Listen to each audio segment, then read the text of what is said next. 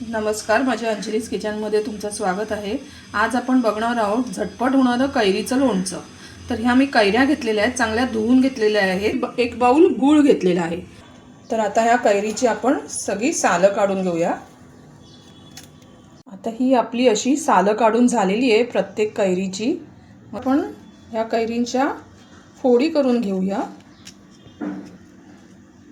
ह्याची बाट असेल ना तर ती घ्यायची नाही, त्या बाटीचा उपयोग तुम्ही डाळीत किंवा आमटीत टाकायला करू शकता। तर आता हे जे आपण काढलेले आहेत ना एक एक, ह्याच्या अशा बारीक फोडी करायच्या। एकदम बारीक पण नाही, जसा तुम्हाला आकार हवा तसा तुम्ही करू शकता। अशा फोडी करून घ्यायच्या।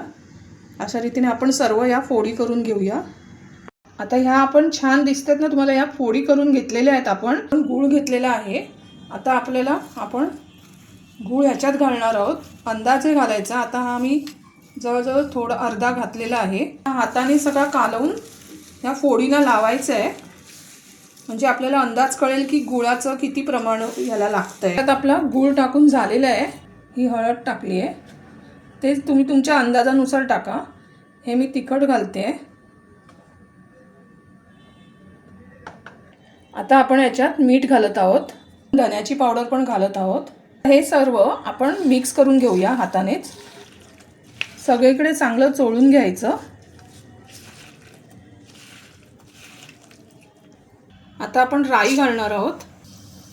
तेलात राई घातलेली आहे। आता आपण हिंग घालत आहोत।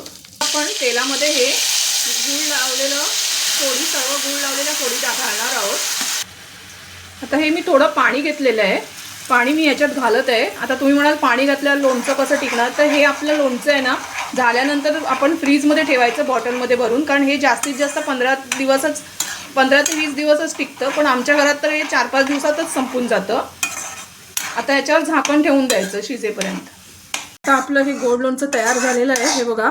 आणि हे कसं ओळखायचं, आपल्याला एखादी फोड अशी ना दाबून बघायची। ही बघा, ही नरम झाली आहे ना, मस्त छान वास पण येतो, इतका सुगंध। आणि अशा तऱ्हेने तुम्ही नक्की हे लोणचं करून बघा। आता हे गार झालं ना की एका बरणीत भरायचं, हे बाहेर 10-15 दिवस राहू शकतं।